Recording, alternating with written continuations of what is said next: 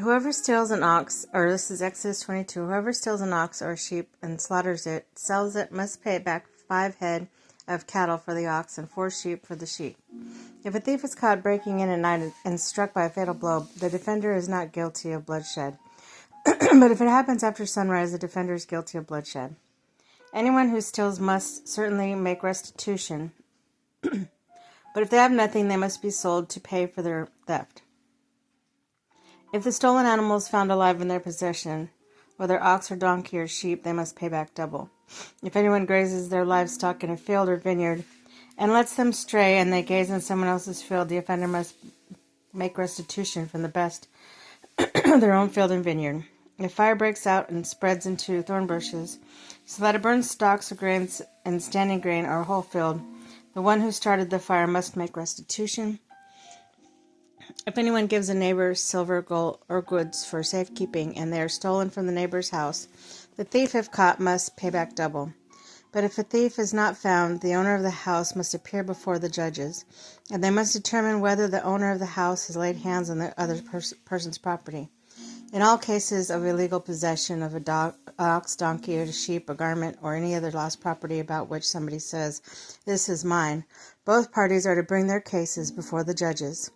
The one whom the judges declare guilty must pay back double to the other. If anyone gives a donkey and an ox, a sheep, or any other animal to their neighbor for safekeeping, and it dies or is injured or is taken away while no one is looking, the issue between them will be settled by the taking of an oath before the Lord that the neighbor did not lay hands on the other person's property. The owner is to accept this, and no restitution is required. But if the neighbor was stolen from the neighbor, but if the animal was stolen from the neighbor, restitution must be made to the owner.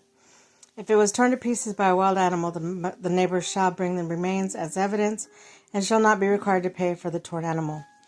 If anyone borrows an animal from their neighbor while it's injured and dies while the owner is not present, they must make restitution. But if the owner is with the animal and the borrower will not have to pay. If the animal was hired, the money paid for the hire covers the loss.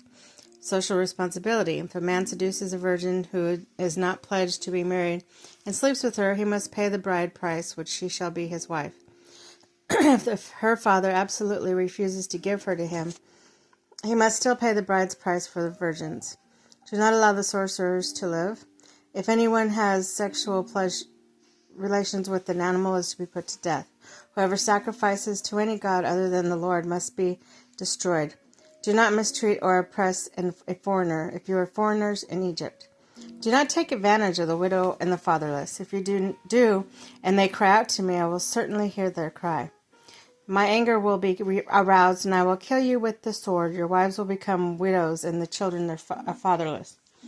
If you lend money to one of my people among you and who is needy, do not treat like a business deal. Charge no interest.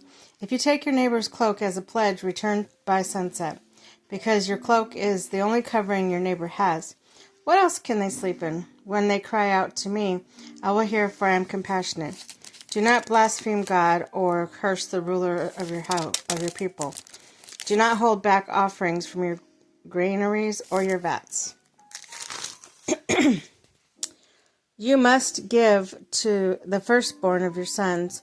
Do the same with your cattle and your sheep. Let them stay with their mothers for 7 days, but give them to me on the 8th day. You are to be my holy people, so do not eat the meat of an animal torn by wild beasts. Throw it to the dogs.